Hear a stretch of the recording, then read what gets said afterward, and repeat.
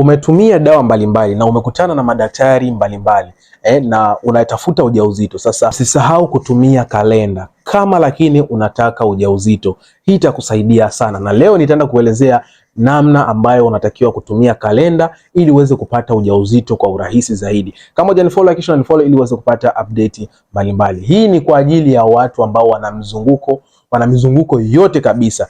Either una mzunguko wa kuanzia siku 21 mpaka 35. Hii inakufaa na unatakiwa kuisikiliza ili uweze kupata mwongozo mzuri zaidi.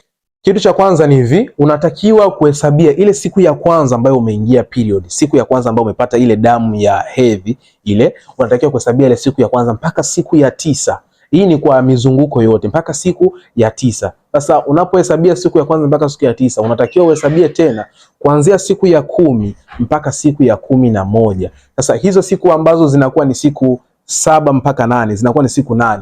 Sasa hizo siku ni siku ambazo unatakiwa kushiriki sana tendo la ndoa.